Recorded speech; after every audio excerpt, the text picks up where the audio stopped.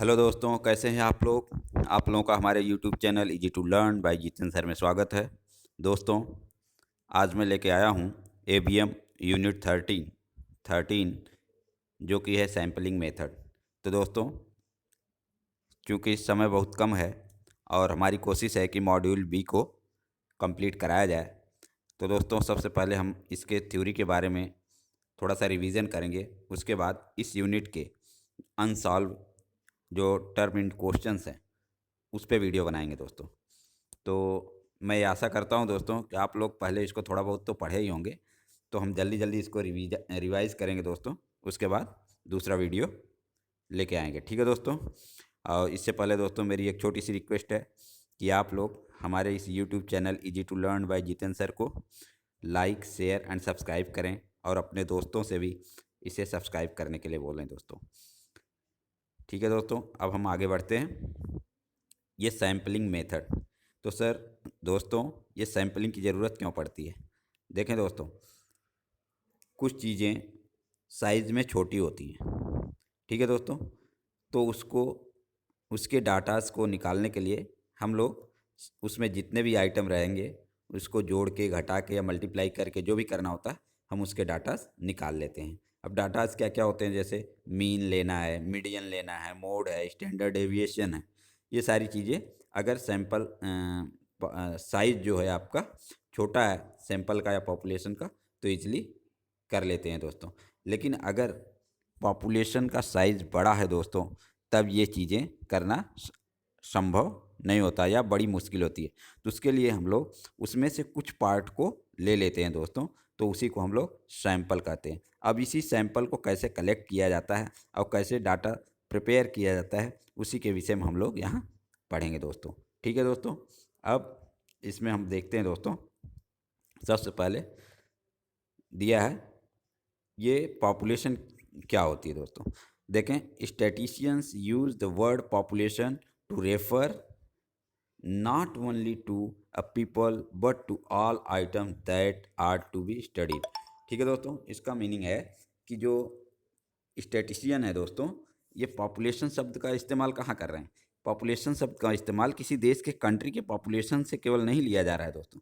इसको कोई भी चीज़, कोई भी आइटम, वो सारे आइटम जिसकी स्टडी करनी होती है, जिसके विषय में हमें डाटा कलेक्ट करना होता है दोस्तों, उसको हम लोग पॉपुलेशन कहते हैं दोस्तों। यह हो सकता है पॉपुलेशन ही हो, या हो सकता है नंबर ऑफ़ कार हो किसी फैक्ट्री में, या हो सकता है किसी शॉप के सारे आइटम्स का। ठीक है दोस्तों, तो उसको पॉपुलेशन कहते हैं दोस्तों। अब आते हैं हम लोग सैंपल पे। अब सैंपल क्या होता है दोस्तों? सैंपल होता है दोस्तों किसी भी पॉपुलेशन के छोटे से पोर्शन को सैंपल कहते हैं दोस्तों। ठीक है, जैसे sample is use to describe a portion chosen from the population. ठीक है दोस्तों, फॉर एग्जांपल मान लीजिए दोस्तों, एक शॉप में 100 पैकेट मिल्क रखा है। ठीक है दोस्तों, 100 पैकेट मिल्क रखा है दोस्तों, और हमें ये चेक करना है कि इसमें से जो ये मिल्क रखे हैं ये सही हैं या ख़राब हो गए हैं। तो हम क्या करेंगे दोस्तों? ऐसा तो नहीं करेंगे सभी 100 पैकेट मिल्क को फाड़ के और चेक करेंगे दोस्तों, क्योंकि अगर हम उसको फाड़ ही देंगे तो फिर हमारा जो आइटम है वो तो वेस्टेज हो जाएगा। तो फिर उसके लिए हम लोग क्या करेंगे? बीच में से कुछ पैकेट्स को निकालेंगे, 4, 6, 10 पैकेट्स को निकालेंगे दोस्तों, और उसको फाड़ के चेक कर लेंगे कि दूध कैसा है। तो दोस्त इस आधार पे हम लोग पता चल जाता है कि 10 पैकेट जो सैंपल के रूप में हम लोगों ने लिया, तो उससे उससे पूरे जो 100 पैकेट मिल्क थे उसके स्टेटस का पता लगा लेते हैं दोस्तों। तो ये जो 100 पैकेट मिल्क था दोस्तों, इसको हम लोग पॉपुलेशन बोल रहे हैं, और जो हमने 10 पैकेट निकाल के चेक किया है दोस्तों, उसको सैंपल बोल रहे हैं। ठीक है दोस्तों, अब इससे रिलेटेड डाटाज क्या क्या होते हैं दोस्तों? तो ये डाटाज होते हैं स्टैटिस्टिक्स में mean, median, mode and standard deviation. ठीक है दोस्तों, अब इन डाटाज को मेज़र करने के लिए दोस्तों,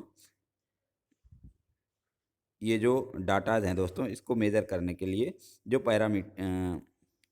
डाटाज होता है दोस्तों, उसको हम लोग पैरामीटर कहते हैं। पॉपुलेशन को, डाटा को मैनेज करने के लिए जो भी डाटा रिक्वायरमेंट होती है दोस्तों, उसको हम लोग पैरामीटर्स बोलते हैं। और सैंपल के लिए जो होता है दोस्तों, उसको स्टैटिक्स बोलते हैं। ठीक है दोस्तों, अब ये याद रखना है, जैसे P for population, P for parameter, S for sample and S for statics. ठीक है दोस्तों, अब हम आगे देखते हैं दोस्तों।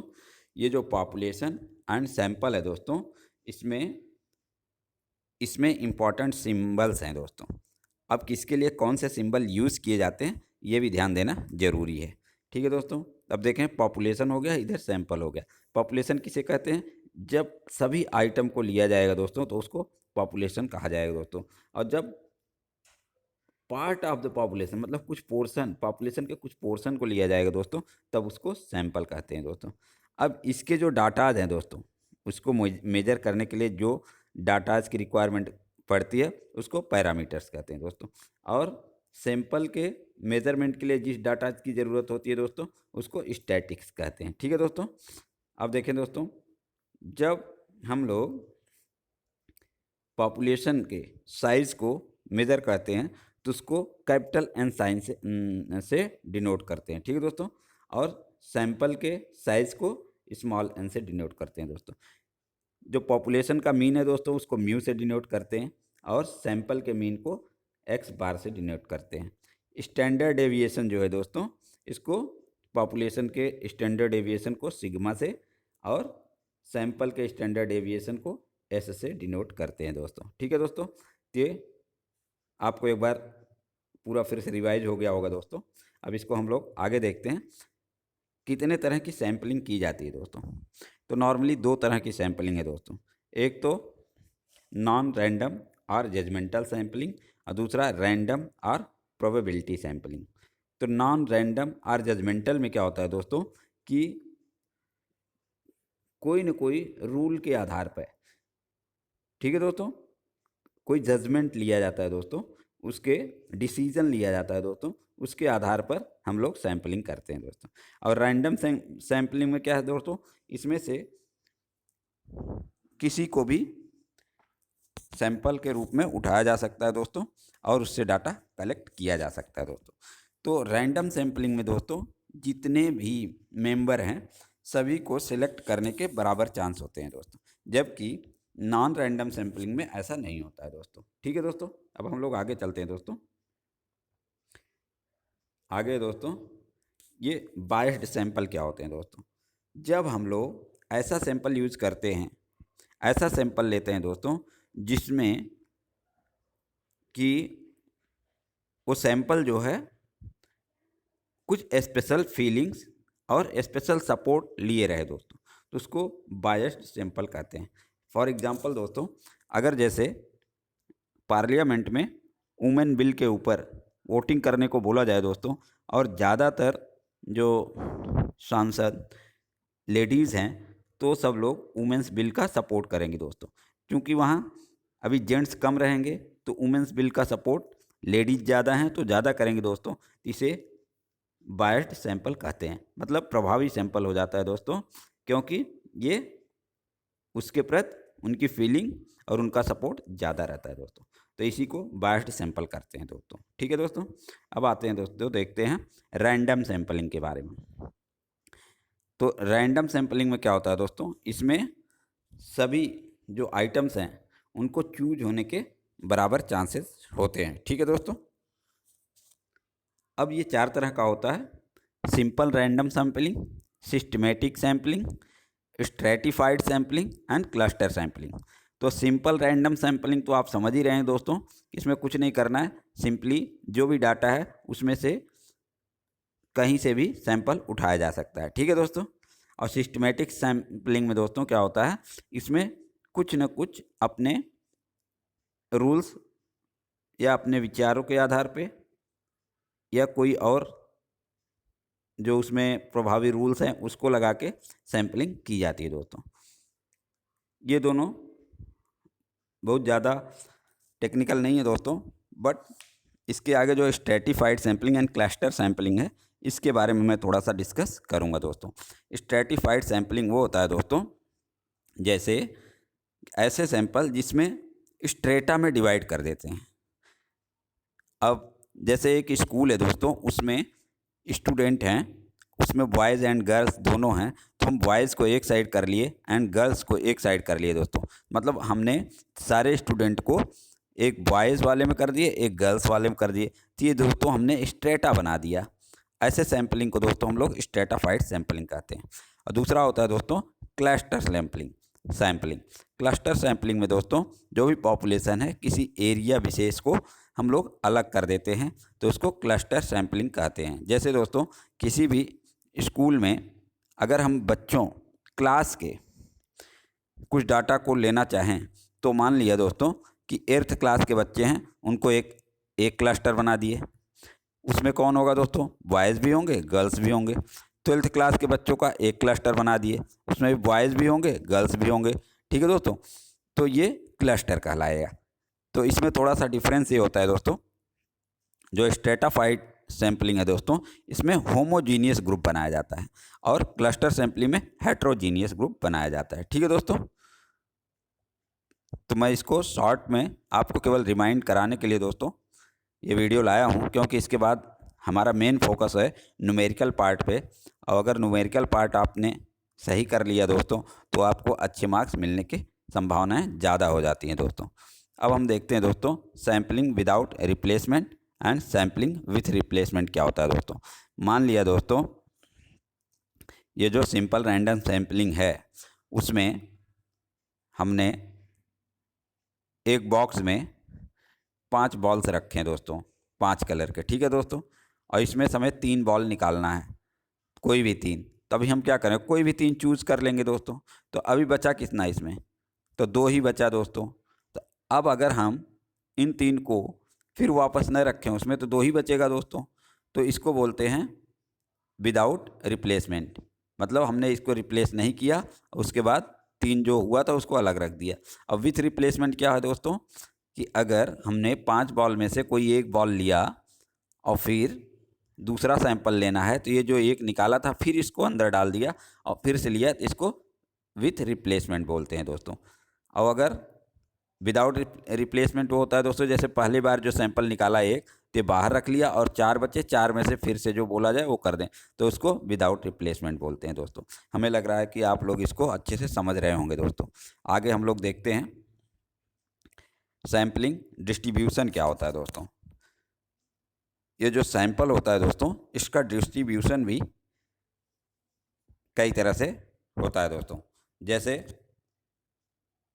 हमें गंगा रिवर से पानी का सैंपल लेना है दोस्तों, तो ऐसा तो है नहीं हम किसी हरिद्वार से ही सारा सैंपल लेके और वहीं से हम इसका डाटा कलेक्ट कर लें, या जो भी है डायग्नोसिस कर लिया जाए कि भाई इस पानी में कितना मरकरी है या कितना क्या चीज़ है। क्योंकि हरिद्वार में तो ऑलरेडी जो पानी है वो तो ज़्यादा शुद्ध है। तो इसके लिए हमें क्या करना है दोस्तों, अलग अलग जगहों से सैंपल लेने पड़ेंगे। जैसे कानपुर से ले लो, इलाहाबाद से ले लो, वाराणसी से ले लो, ठीक है दोस्तों, गया से ले लो। इसी तरह से जब हम हर जगह का डाटा सैंपल लेंगे, तब दोस्तों उसको नॉर्मल डिस्ट्रीब्यूशन बोलेंगे दोस्तों। उसके बाद दोस्तों एक आता है नॉन नॉर्मल डिस्ट्रीब्यूशन। इसमें क्या होता है दोस्तों, कि जो आपने सैंपल लिया, तो उसमें क्या होता है, कुछ तो नज़दीक नज़दीक के सैंपल ले लिए और कुछ काफ़ी दूर के सैंपल ले लिए, जिसमें से कोई रिलेशन ही नहीं बन रहा है। तो ऐसे सैंपल्स को दोस्तों बोलते हैं नॉन नॉर्मल डिस्ट्रीब्यूशन। ठीक है दोस्तों, अब हम लोग आगे देखते हैं मीन मीडियन मोड का दोस्तों। जैसे रिवर का वाटर है दोस्तों, इसमें क्या होता है, अब हम जितने भी सैंपल लेंगे दोस्तों, उन सभी के डाटा को निकाल के सभी डाटा का मीन निकालेंगे। ठीक है दोस्तों। अब मीडियम क्या होता है दोस्तों, मीडियन होता है, मान लो कोई टीम है दोस्तों, उसके प्लेयर्स हैं, तो इसको निकालने के लिए हमें मीडियन निकालना पड़ता है। इसी तरह से दोस्तों मोड क्या होता है दोस्तों, ये किसी कंपनी वगैरह में कितना सामान बना, कितना प्रोडक्शन पहले होता था, कितना बाद में होता है, तो ये प्रोपोर्शनल के रूप में निकाला जाता है दोस्तों। इसके लिए हमें मोड निकालने की ज़रूरत होती है। ठीक है दोस्तों, अब हम लोग आगे देखते हैं when population is normally distributed, the mean of sampling distribution is equal to the population mean mu। ठीक है दोस्तों, इस पे ध्यान देने की बात है, क्योंकि ये क्वेश्चन आया हुआ है। जब कोई भी पॉपुलेशन नॉर्मली डिस्ट्रीब्यूटेड है दोस्तों, ठीक है दोस्तों, तो जो पॉपुलेशन का मीन है, ध्यान देने की बात है दोस्तों, जो पॉपुलेशन का मीन आएगा दोस्तों, और उसमें जो सैंपल लिए गए दोस्तों, और सैंपल के जो मीन्स हम लोग निकालेंगे, ये दोनों आपस में बराबर होते हैं दोस्तों। ठीक है दोस्तों, पॉपुलेशन का मीन और सैंपल का जो मीन लेंगे, ये दोनों आपस में बराबर हो जाते हैं दोस्तों। और अब देखें दोस्तों, इसमें दूसरी बात है, अगर पॉपुलेशन नॉन नॉर्मली डिस्ट्रीब्यूटेड है तो क्या होगा दोस्तों, कन्फ्यूजन हो जाता है। तो दोनों ही केस में जो पॉपुलेशन का मीन है सैंपल के, सैंपलिंग डिस्ट्रीब्यूशन के मीन के इक्वल रहेगा दोस्तों, चाहे वो नॉर्मल डिस्ट्रीब्यूशन है चाहे नॉन नॉर्मल डिस्ट्रीब्यूशन है। ठीक है दोस्तों, बस 2 लाइन याद करना है कि पॉपुलेशन का मीन सैंपलिंग डिस्ट्रीब्यूशन के मीन के बराबर होगा, चाहे वो नॉर्मली डिस्ट्रीब्यूटेड पॉपुलेशन हो या नॉन नॉर्मली डिस्ट्रीब्यूटेड पॉपुलेशन हो। ठीक है दोस्तों, अब हम लोग आगे चलते हैं दोस्तों। अभी स्टैंडर्ड डेविएशन निकालने के लिए दोस्तों एक फार्मूला है। ठीक है दोस्तों, स्टैंडर्ड डेविएशन या इसको स्टैंडर्ड एरर भी कहते हैं दोस्तों। ये सैंपलिंग डिस्ट्रीब्यूशन का standard deviation equal to standard deviation of population divided by under root ये सैंपल साइज, ये सैंपल का साइज है, स्मॉल एन जो है सैंपल का साइज होता है दोस्तों। तो और ये होता है पॉपुलेशन का स्टैंडर्ड डेविएशन। ठीक है दोस्तों, अगर पॉपुलेशन का स्टैंडर्ड डेविएशन पता है तो उसको हम लोग सैंपल साइज़ के अंडर रूट से डिवाइड कर देंगे दोस्तों, तो हमें पता चल जाता है सैम्पलिंग डिस्ट्रीब्यूशन का स्टैंडर्ड डेविएशन, और इसी को हम लोग स्टैंडर्ड एरर भी कहते हैं। ठीक है दोस्तों, इसका यूज होता है दोस्तों जब हम लोग जेड टेबल निकालते हैं प्रोबेबिलिटी, तब यूज होता है। ठीक है दोस्तों, अब आगे हम लोग देखते हैं। अब देखें यही लिखा है दोस्तों, ये सब क्या है। अब आगे है सैम्पलिंग मीन का प्रोबेबिलिटी कैसे निकाला जाता है दोस्तों। तो इसका फार्मूला है दोस्तों जेड इक्वल टू, ये है दोस्तों mean of the sample, sampling mean जिसको बोल रहे हैं, माइनस म्यू। म्यू क्या है दोस्तों, पॉपुलेशन का मीन है, और ये है जो अभी हम लोग निकाले थे स्टैंडर्ड एरर। ठीक है दोस्तों, तो इस फार्मूले को आप अच्छी तरह से याद कर लें दोस्तों। इसमें दो ही मेन फार्मूले हैं। एक तो है दोस्तों स्टैंडर्ड एरर का, क्या है दोस्तों वो सिग्मा एक्स बार जिसको बोल रहे हैं, तो उसको हो जाता है दोस्तों standard deviation of population divided by under root n. N क्या है दोस्तों, सैंपल का साइज है दोस्तों। और यहाँ क्या है दोस्तों, प्रोबेबिलिटी इक्वल टू, ये है दोस्तों सैंपल का मीन, और ये है पॉपुलेशन का mean divided by standard deviation. ठीक है दोस्तों, इसका जो वैल्यू आता है दोस्तों, इसको हम लोग जेड टेबल में कैलकुलेट करते हैं, तो हमें प्रोबेबिलिटी पता चल जाती है कि सैंपल का मीन होने की प्रोबेबिलिटी क्या है। ठीक है दोस्तों, अब इसको हम लोग आगे देखते हैं। देखें इसमें हमने आगे इसको क्लियर कर दिया है कि जेड क्या है प्रोबेबिलिटी, ये क्या है सैंपल मीन, ये क्या पॉपुलेशन मीन, और ये क्या है स्टैंडर्ड डेविएशन या स्टैंडर्ड एरर। ठीक है दोस्तों, अब हम लोग आपको इसके बारे में थोड़ा सा क्लियर करना चाहेंगे दोस्तों। कि जैसे क्वेश्चन आया दोस्तों कि किसी भी पॉपुलेशन का मीन 2000 है। ठीक है दोस्तों, ये आपके मैकमिलन बुक में क्वेश्चन है, उसी के शॉर्ट फॉर्म में हम यहाँ आपको केवल समझाने के लिए दे रहे हैं दोस्तों। जो पॉपुलेशन है उसका मीन है दोस्तों 2000 रुपये। ठीक है दोस्तों, और स्टैंडर्ड डेविएशन उसका दिया है, सैम्पलिंग का स्टैंडर्ड डेविएशन दिया है या स्टैंडर्ड एरर दिया है 60। ठीक है दोस्तों, तो अब हम लोग कैसे निकालेंगे दोस्तों कि इस चीज़ की प्रोबेबिलिटी कितनी है कि जो सैम्पलिंग का मीन है दोस्तों, जो सैंपल का मीन है वो 1900 से 2050 के बीच में हो। ठीक है दोस्तों, देखें पहले मीन क्या दिया था पॉपुलेशन का 2000, अब हमें निकालना क्या है, जो सैंपल का मीन है वो 1900 से 2050 के बीच हो, इसकी क्या संभावना है, कितनी प्रोबेबिलिटी है, यही निकालना है दोस्तों। तो इसके लिए हम आपको समझाना चाहेंगे दोस्तों। देखें एक वेल शेप का फिगर बनता है दोस्तों, और इसमें जो ये वर्टिकली डिवाइड होता है 2 पार्ट में, और इस आधे पार्ट को 0.5 बोला जाएगा दोस्तों, इस आधे पार्ट को 0.5 बोला जाएगा, और टोटल को दोस्तों प्रोबेबिलिटी हमेशा 1 होती है। ठीक है दोस्तों, तो इसीलिए इसको आधे आधे में डिवाइड कर दिए। अब देखें दोस्तों, अब हमें निकालना पड़ेगा सबसे पहले जेड वैल्यू। तो जेड वैल्यू निकालने के लिए क्या दिया था अभी फार्मूला दोस्तों? जेड वैल्यू निकालने के लिए फार्मूला था जेड इज इक्वल टू जो सैंपल का मीन माइनस सैंपल का मीन एक्स बार है, ठीक है दोस्तों, माइनस पॉपुलेशन का mean mu divided by standard error या स्टैंडर्ड डेविएशन ऑफ सैंपल, ठीक है, सैंपलिंग का स्टैंडर्ड डेविएशन। ठीक है दोस्तों, तो इस क्वेश्चन में सैंपलिंग का स्टैंडर्ड डेविएशन दिया है 60, ठीक है दोस्तों, और पॉपुलेशन का मीन दिया है 2000, और जो हमारा सैंपल का मीन है 1900 से 2050 दिया है दोस्तों। तब हम लोग इसको फार्मूले में रख देंगे। तो देखें इधर हमने किया है दोस्तों, ये केवल आपको समझाने के लिए है दोस्तों, क्योंकि आप हो सकता है कि एक बार फिर से भूल गए हों, तो हम चीज़ें याद कराना ज़रूरी समझ रहे हैं, क्योंकि इसके ऊपर अभी क्वेश्चंस कराने हैं। ठीक है दोस्तों, अब देखें मीन पॉपुलेशन मीन 2000 था, जो सैम्पलिंग का मीन है 1900 से 2050 होना चाहिए, इसकी प्रोबेबिलिटी निकालना है दोस्तों। और स्टैंडर्ड डेविएशन है किसका? सैम्पलिंग का स्टैंडर्ड डेविएशन यहाँ 60 दिया है। ठीक है दोस्तों, तो अब हम कैसे निकालेंगे दोस्तों? देखें पहले 1900 के लिए प्रोबेबिलिटी निकालेंगे और उसके बाद 2050 के लिए। ठीक है दोस्तों, तो फर्स्ट हम लोग किसके 1900 के लिए निकालते हैं। जेड इक्वल टू देखें सैंपल का मीन कितना 1900 ये लेंगे दोस्तों, और पॉपुलेशन का 2000 पहले से दिया है, डिवाइड बाय 60 करेंगे तो ये हो जाएगा -1.67। ठीक है दोस्तों, इसी तरह से हम लोग 2050 पे भी जेड वैल्यू निकालेंगे। ठीक है दोस्तों, तो ये हो गया सैंपल का मीन और ये पॉपुलेशन का मीन, और 60 हमें पहले ही दिया है स्टैंडर्ड डेविएशन, तो हमने इसको कैलकुलेट किया तो ये आ गया दोस्तों 0.83। ठीक है दोस्तों, अब हम इन दोनों वैल्यू को जेड टेबल में देखेंगे। ठीक है दोस्तों, तो जेड टेबल में देखते हैं जब दोस्तों प्रोबेबिलिटी टेबल या जेड टेबल दोनों बोलते हैं दोस्तों, तो उसमें देखें दोस्तों इसकी वैल्यू 1.67 की वैल्यू आएगी 0.4525। ये जेड टेबल कहाँ दिया है दोस्तों? ये चैप्टर के लास्ट में दिया है। ठीक है दोस्तों, तो ये आ गया इसकी वैल्यू 0.4525 और इसकी वैल्यू आ गई 0.2967। ठीक है दोस्तों, अब देखें दोस्तों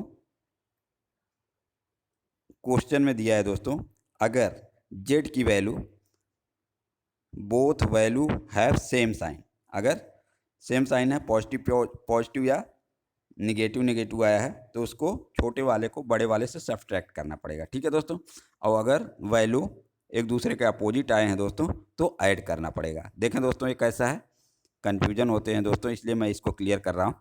देखें इसकी वैल्यू माइनस में आई है दोस्तों, इसकी प्लस में आई है, तो इसका मतलब क्या हुआ दोस्तों? एक दूसरे से अपोजिट हैं, तो हमें बुक में लिखा हुआ है कि अगर अपोजिट वैल्यू आएँ तो एक दूसरे को ऐड कर दिया जाएगा। अगर सेम साइन रहे दोनों में, जैसे यहाँ भी माइनस यहाँ भी माइनस, तो बड़े वाले में से छोटे वाले को माइनस कर दिया जाएगा दोस्तों, तो वही हमारा होगा प्रोबेबिलिटी। तो इसको हमने देखें दोस्तों अपोजिट साइन था इसलिए हमने ऐड कर दिया और 100 का इंटू कर दिया, 74.9092 जो है दोस्तों इसकी प्रोबेबिलिटी हो गई कि जो सैम्पलिंग मीन 1900 से 2050 होने की संभावना कितनी है? 74% है। ठीक है दोस्तों, अब जो ये चीज़ें हमने बताया बोथ साइन पॉजिटिव रहे या अपोजिट रहे तो ऐड करना है या माइनस करना है, इसको हम लोग यहाँ टेबल फिगर में भी समझ लेते हैं दोस्तों। ये देखिए फिगर में देखें दोस्तों, ये ध्यान से देखिएगा दोस्तों समझ में आ जाएगा। देखें दोस्तों ये जो लाइन है ये मीन है 2000, ये 2000 है मीन। ठीक है दोस्तों, अब मैंने बोला था इस लाइन में इस साइड 0.5 रहेगा दोस्तों और इस लाइन के इधर 0.5 रहेगा दोस्तों। अब हमने जेड टेबल से जो वैल्यू निकाली थी दोस्तों 1900 पे, जो जेड टेबल पे वैल्यू दिखी थी वो आया था 0.4525, तो ये वाला पोर्शन हो गया 0.4525। और दूसरा है दोस्तों जेड वैल्यू से 0.83 जो आया था उसका वैल्यू जेड टेबल में देखा दोस्तों 2050 का, तो आया 0.2967। ठीक है दोस्तों, अब हमें प्रोबेबिलिटी निकालनी है 1900 से 2050 के बीच में, तो कैसे पता चलेगा दोस्तों? देखें ये 0.5 था तो 0.5 से इधर जाएंगे 2967 तक। ठीक है दोस्तों। और यहाँ 0.5 से इतना इधर आएंगे 4525, हमें ये वैल्यू, ये एरिया लेना है। ठीक है दोस्तों, इसको लेने के लिए क्या करना पड़ेगा, इसको प्लस इसको करना ही होगा, तो यही ये और ये जोड़ दिया। ठीक है दोस्तों, चाहे आप इस फिगर के अनुसार समझ लें और चाहे जैसे उधर बुक में दिया है उसके अनुसार भी आप समझ सकते हैं कि कैसे प्रोबेबिलिटी को ऐड और माइनस किया जाएगा। ठीक है दोस्तों, हमें लग रहा है ये भी आपका क्लियर हो गया होगा दोस्तों। ठीक है दोस्तों, अब आता है एक दोस्तों सेंट्रल लिमिट थ्योरम। तो इस यूनिट में सेंट्रल लिमिट थ्योरम है दोस्तों, इसमें 2-3 पॉइंट इंपॉर्टेंट है दोस्तों, और इस पर क्वेश्चन 1-2 आए भी हैं दोस्तों।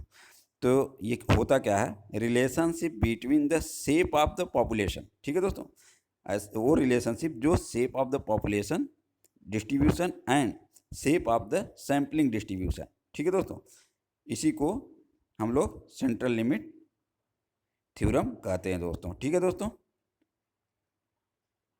अब दोस्तों इसमें सेंट्रल लिमिट थ्योरम का 2 पॉइंट है, इसको थोड़ा सा ध्यान दें। It assures us that sampling distribution of the mean approach normal as the sample size is increasing. जैसे जैसे सैंपल साइज हम लोग इंक्रीज करेंगे तो इसका मीन पॉपुलेशन के मीन के एकदम नज़दीक पहुंचता जाएगा दोस्तों। ठीक है दोस्तों, और अगर यह सैंपल 50 क्रॉस कर गया दोस्तों, 50% या 50, तो ये पहुंच जाएगा दोस्तों एग्जैक्टली पॉपुलेशन के मीन के बराबर दोस्तों। दूसरा पॉइंट है दोस्तों इसमें important, statistician use the normal distribution as an approximation to the sampling distribution whenever the sampling size is at least 30। तो जब वो लोग डाटा बनाते हैं दोस्तों, तो जो सैंपल का साइज है दोस्तों एटलीस्ट 30 लेते हैं। ठीक है दोस्तों, but the sampling distribution of the mean can be normal with sample of even half of the size. ठीक है दोस्तों, अब आता है एक टॉपिक है दोस्तों फाइनाइट पॉपुलेशन मल्टीप्लायर। ठीक है दोस्तों, ये भी क्वेश्चन आया था एक बार, फाइनाइट पॉपुलेशन मल्टीप्लायर क्या होता है दोस्तों। जो हम लोग स्टैंडर्ड ईरर निकाल रहे थे दोस्तों, स्टैंडर्ड ईरर निकाल रहे थे, उसमें क्या था दोस्तों, पॉपुलेशन का स्टैंडर्ड डेविएशन था और सैंपल साइज n का अंडर रूट निकाल के हम लोग स्टैंडर्ड ईरर निकाल रहे थे दोस्तों। लेकिन ये किसके लिए था दोस्तों, ये था दोस्तों इनफाइनाइट के लिए, इनफाइनाइट के लिए, पॉपुलेशन के लिए ये रूल था दोस्तों। लेकिन जब हम लोग फाइनाइट पॉपुलेशन के लिए आएंगे दोस्तों, तो इसमें एक चीज़ आ जाता है मनी मल्टीप्लायर। ठीक है दोस्तों, तो अब इसका फार्मूला है दोस्तों, ये फार्मूला है इसका, देखें ये अंडर रूट बड़े में है, फिर ये है दोस्तों पॉपुलेशन का साइज माइनस सैंपल का साइज डिवाइडेड बाय पॉपुलेशन का साइज -1। तो इस फार्मूले को याद कर लीजिए दोस्तों। कभी कभी एक नंबर के सवाल में केवल फार्मूला ही पूछ लिया है कि फाइनाइट पॉपुलेशन मल्टीप्लायर का फार्मूला क्या है। ठीक है दोस्तों, तो under root capital N minus n small n divided by capital N -1। ठीक है दोस्तों, तो ये रहा दोस्तों थ्योरी के पार्ट सैम्पलिंग मेथड के, और हमें लग रहा है कि आप लोग एक बार फिर से रिवाइज हो गए होंगे दोस्तों। अब इसमें अगला वीडियो में इसके न्यूमेरिकल पे लेके आऊँगा दोस्तों, जिससे बहुत सारे जो हमारे डाउट्स हैं वो भी क्लियर हो जाएंगे दोस्तों, और कंसेप्ट भी अच्छे तरह से क्लियर हो जाएगा। ठीक है दोस्तों, और तब तक के लिए अपनी पढ़ाई करते रहिए, और thank you for watching this video. Thank you दोस्तों।